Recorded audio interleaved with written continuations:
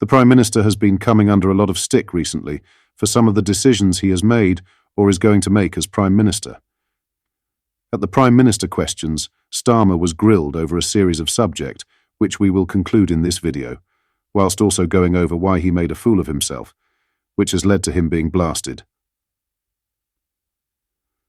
Before we get into the video though, please hit the like and subscribe button and join our fast-growing community.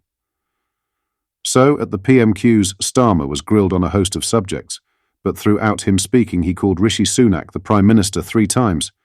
He's rattled, unprepared, and completely out of his depth. It's going to be a long 5 years. Check this clip.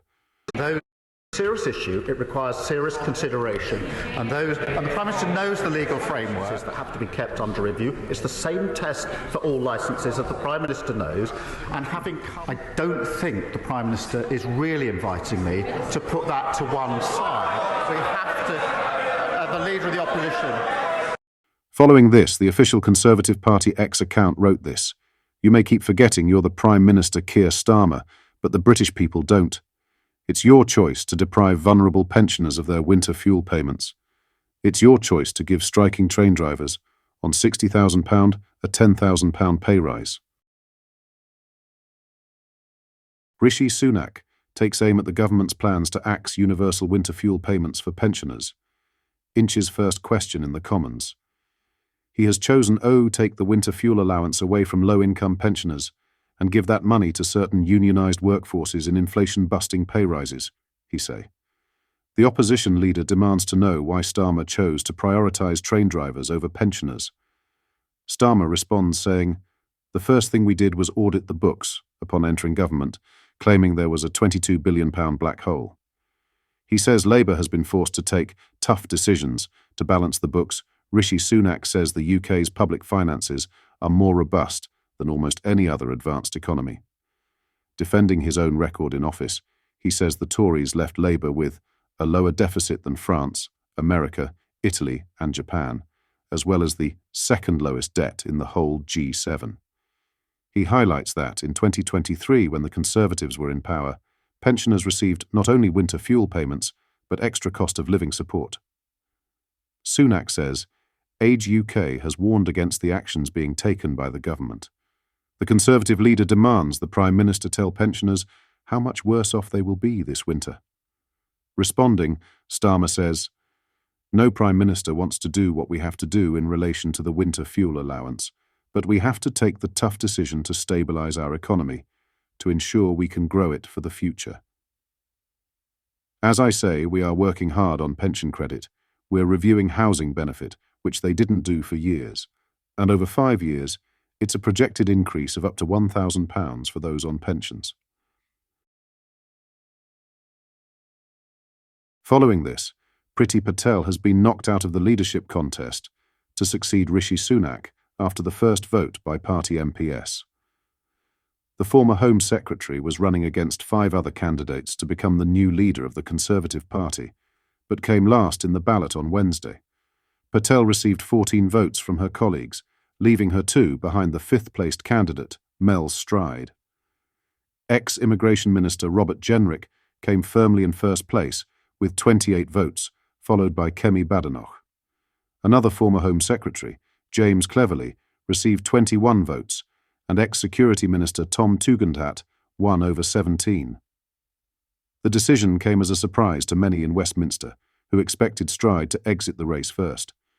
A further round of voting will take place next Monday to reduce the ballot down to 4 candidates, and then they will face on-stage hustings at the Conservative Party conference at the end of the month. After another round of voting, the wider party membership will elect their leader from the final 2 candidates, with the result expected to be announced on November 2nd. With Patel out of the Conservative leadership race, should she join Reform UK? In other news, British pensioners living abroad in certain countries could have their winter fuel payments saved thanks to the terms of a Brexit deal. Older expats can continue to receive the energy bill benefit due to a catch included as part of the Brexit withdrawal agreement. Earlier this year, Chancellor Rachel Reeves confirmed that the winter fuel allowance would be means-tested and no longer made universal. As such, pensioners need to claim benefits from the Department for Work and Pensions, DWP, including pension credit, to receive up to £300 in support. This comes ahead of an expected energy bill hike in October, as Ofgem prepares to raise the price cap once again. Despite this, some older people living abroad in the EU will still be able to claim the winter fuel payment, even if they are not on low income. It should be noted that not every expat will be entitled to this support, as it is dependent on where they reside in Europe, including Germany, Ireland, Italy, Belgium, and the Netherlands. Notably, British expats living in France and Spain will still not be able to claim the winter fuel payment. However, those living in 23 countries in the EU, Norway, Iceland, Liechtenstein, and Switzerland will get the allowance via the Brexit withdrawal agreement. Some 35,000 UK pensioners living in Europe are in line to continue claiming this support, according to The Telegraph. In other news, US researchers have discovered where Russia could be hiding its new nuclear-powered cruise missile, Burevestnik, using satellite imagery. The missile has been hailed by Vladimir Putin as invincible, with an almost unlimited range. The 71-year-old Russian premier claims the weapon, named Burevestnik, but dubbed SSC-X9 Skyfall by NATO, can evade American missile defenses. But analysts in the West have disputed Putin's claims, questioning whether the rocket boasts any strategic value. The potential launch site was discovered through images taken on July 26th by commercial satellite firm Planet Labs, a little under 300 miles north of Moscow, adjacent to a nuclear warhead storage facility known as Vologda 20 or Chebsara. The discovery, as revealed by Reuters, hints that Russia is proceeding with the missile's deployment, despite a series of problematic tests in recent years, one of which has earned it the humiliating moniker, the Flying Chernobyl. Decker Eveleth from the Center for Naval Analyses, CNA, identified a litany launch pads under construction in the satellite imagery, protected by banks of raised earth for protection against attacks or accidental detonations. Eveleth said the site is designed for a large fixed missile system, and the only large fixed missile system that they're currently developing is the Skyfall.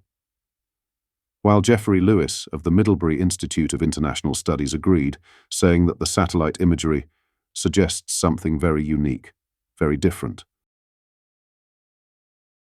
What are your thoughts on what we discussed in today's video? Let me know down in the comments section below. If you've not yet already, make sure you do drop a like on this video and subscribe to the channel for more British content. Thank you, take care, goodbye.